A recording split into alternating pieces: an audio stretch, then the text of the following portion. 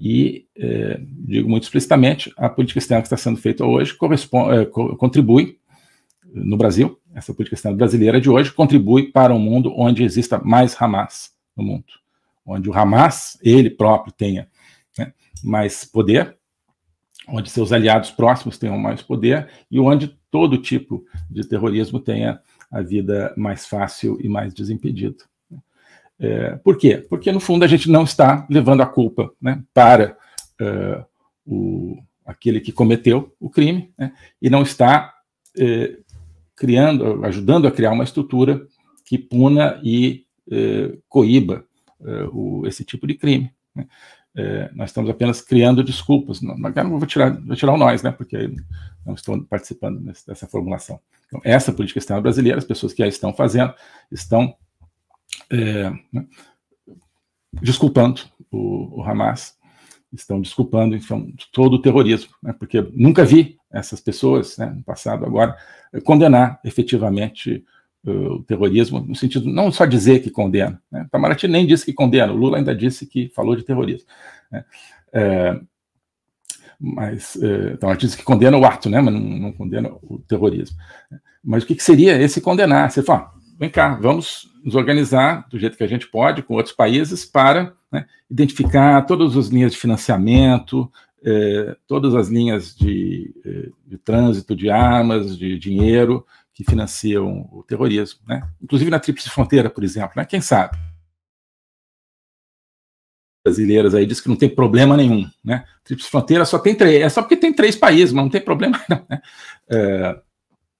Eu ouvi de uma pessoa que trabalha com o combate ao crime organizado,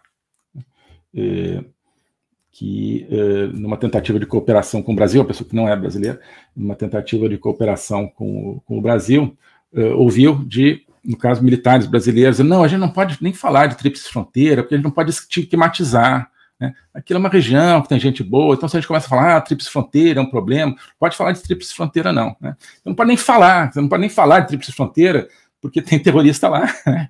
Então, isso cria uma... Aqui estou falando, aqui no caso não foi um diplomata que falou isso, mas também tem o ópio dos militares, né? Obviamente tem o ópio dos militares, que é o mesmo ópio, a mesma nuvem que né, no desenho animado vai meio dormindo assim e vai indo, né, naquela nuvem, né, em direção ao totalitarismo, em direção ao fim da liberdade, né? Esse mesmo ópio que leva os diplomatas, os intelectuais, leva também alguns militares, né? Enfim, então não pode nem dizer, não pode nem falar a palavra Tríplice Fronteira, porque é estigmatizar. Tem que mais estigmatizar o terrorista, não importa. Ah, não, coitado, né? Terrorista é um termo que estigmatiza muito. Exatamente, né? É para isso, mas não é só para estigmatizar, é para você combater, né? Porque sim, é uma palavra dura, você precisa de palavras duras, né? Precisa de palavras com cor, forma, né? Não só palavras cinzentas, porque é isso que te permite falar da realidade, quando a cor é essa, né? E não essa realidade, né, totalmente anódina e cinzenta. Então, a gente tem que ir lá combater. Então, o Brasil teria que fazer uma parte muito maior no combate ao terrorismo, né? Eu tentei fazer isso, né, quando eu era chanceler, não cabia tanto ao Itamaraty isso, em termos de, né, combater terrorismo na Tríplice Fronteira, o terrorismo na Amazônia, né? Cabia a parte do Itamaraty a articulação internacional, né? Então coloquei o Brasil numa coligação antiterrorismo das Américas, houve 2 reuniões, né? Eu não pude ir na primeira, porque estava numa outra negociação, foi o secretário-geral, na segunda eu fui, em Bogotá, começo de 2020, né? E a ideia é que esse trabalho se aprofundasse, íamos ter realmente um trabalho muito, não só retórico, mas um trabalho de coordenação. Claro que aí dependeria de mobilizar as agências de segurança do Brasil, mas isso era a ideia do presidente, então eles iam ter que acabar né, seguindo o presidente, acho, né? Depois veio a pandemia, isso se desarticulou, depois a partir de 2021 desarticulou também, a derrota do Trump trouxe um governo que também não queria cooperar conosco nisso e tal, mas o fato é que estávamos trabalhando aquilo que podíamos, né? Trabalhamos, por exemplo, eu fiz, né, a invocação do TIA, Tratado Interamericano de Assistência Recíproca, para lutar contra o crime organizado que se espalhava no hemisfério a partir da Venezuela, né? Isso também acabou caindo em banho-maria depois. A ideia do Tiara é que ele obriga os países a compartilhar informação, etc., mas não, né? Depois esse trabalho foi descontinuado. Então, fizemos o que era possível. Eu queria todo mundo que vê a realidade queria declarar o Hezbollah entidade terrorista, né? O Hezbollah, né, faz terrorismo. Inclusive na Venezuela, tem parceria com o PCC no Brasil, não sei se tem outras parcerias no Brasil, ou se o PCC tem exclusividade de representação do Hezbollah, não sei, mas faz terrorismo no Líbano, na Síria, em toda parte. E está muito ativo nas Américas. Então, era essa a ideia, né? O presidente queria, mas aí, né, o ópio dos militares, os militares, não, tá, vamos esperar, né, depois, porque tem um navio, não sei o que e tal. Tinha uma desculpa, mais ou menos. Tinha um navio brasileiro na força de, como é que se chama? Na força de paz, no Líbano. E o Hezbollah, ele tem um braço, é uma organização terrorista, mas tem um braço político, que tem a ligação com o governo libanês. Então a gente não pode, mas quem sabe daqui a pouco, vamos esperar. Né? Acabou que isso caiu em banho-maria também. Né? Mas, enfim, só para dizer que o que era possível fazer a partir, né, do Itamaraty, da chancelaria, nós fizemos. Então, o que está sendo feito hoje contra o terrorismo? Absolutamente nada. O que está sendo feito a favor do terrorismo? Passar a mão na cabeça do Hamas e passar a mão na cabeça do Irã, né? Trazer o Irã de volta como membro assim, digno da comunidade internacional, apesar de ser uma ditadura horrorosa que financia, patrocina e é terrorista. Isso está sendo feito a favor do terrorismo, né? O Irã, né, acolheu os navios iranianos, estava aqui para fazer navios de guerra gigantescos do Irã, nos portos brasileiros, isso que a gente viu, né? Mas que tipo de cooperação está havendo, né, nessas áreas de segurança ou de insegurança entre o Brasil agora com o Irã, né? No tempo, o Irã lá, nós aqui, né? Querem comprar nosso milho, a gente vende nosso milho, nós passamos a vender mais milho para o Irã do que vendíamos antes, né? Então não tem problema de comércio nenhum.